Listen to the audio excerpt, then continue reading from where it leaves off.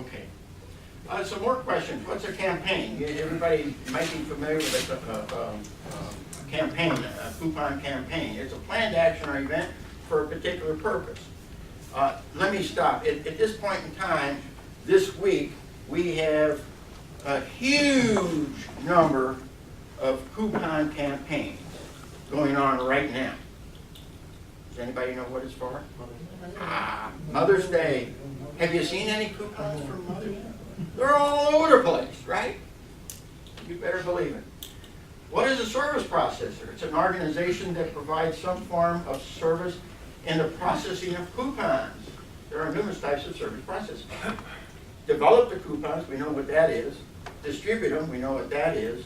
Redeem them, we know what that is. Some service processors will develop a coupon for you. Some will distribute the coupon for you. Some will redeem the coupon for you. Some will do all of it for you. Anybody that does all of that is basically called a service processor. Why do manufacturers and merchants use coupons? You can kind of look at that. That's all pretty much basically common sense. Advertise a product or a brand, compete with the competition, part of sales pricing strategy. You know, I'm going to show you an example later on. One of my favorite companies, they advertise only coupons. It's the only advertising they do. Newspapers? No. TV? No. Cable? No. Nothing. It's all coupon advertising. Part of inventory reduction. A lot of people advertise coupons on inventory that they want to get rid of. Might be obsolete. They make way for new inventory, new products, target specific market segments, attract more customers, easy to track and analyze. And of course, the main reason is to make money. Increase your volume and to make money. Major divisions of coupons. Number one, barcodes. Anybody seen a coupon with a barcode on it? I suspect so. Yeah, that's once you get into barcoding, that's kind of a whole other world. There's all kinds of barcodes. There's thousands of barcodes. But in the couponing for consumers, there's really a couple of major ones. I got them on the bottom there, UPC code. Now that's being phased out. And the one that's being phased in is a GS1, what they call GS1 data bar. They used to have coupons, you probably don't remember, but this is just in a way of information. A lot of coupons a few years ago would come out with double barcodes on them. And that was because they were phasing out of the old barcode system into the new barcode system. And all the stores had to do both barcodes. And of course the QR code. Everybody know what a QR code is? That's kind of a new barcode, and that came to us from Japan.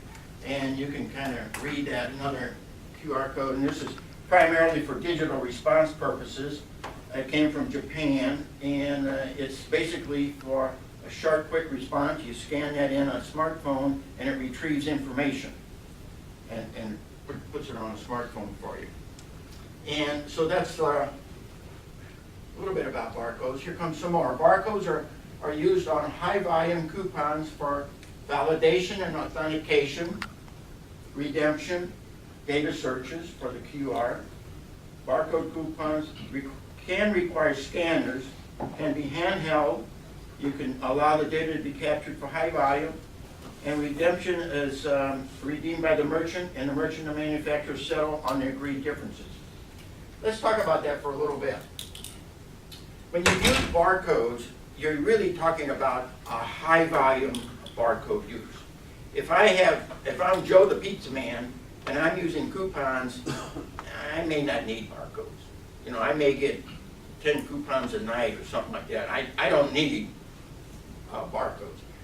However, and I'm going to share some of our experiences. You know, if we have clients that are into manufacturing coffee, they start making coffee, they're roasters, and there's 2 or 3 of them here in this area here. And they get big enough and they start advertising and start using coupons, and they get bigger and bigger and bigger. And eventually they get to the next stage is grocery store, right?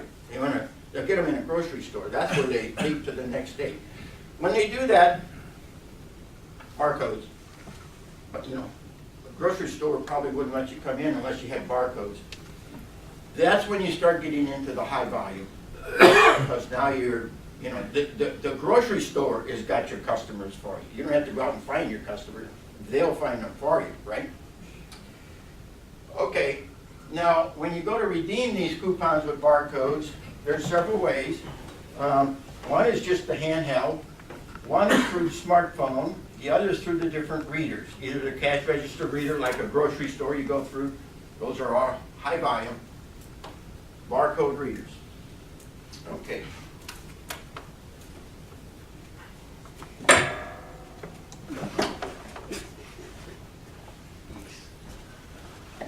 don't know what I'm doing wrong. There we go. Oh, okay. So the second is the traditional print versus digital coupons. When you distribute coupons, there's really two ways, digital and print. For consumers, the differentiation between digital and traditional coupons is convenience. Once a coupon's online, it's easy for the internet users to search and find it. They no longer have to pay and wait for newspapers to find coupons. Some advantages of using digital coupons are listed below. You can kind of read that. High redemption rates, capture demand, get a lot of new buyers, timing, lower costs, and digital coupons can offer better tracking opportunities.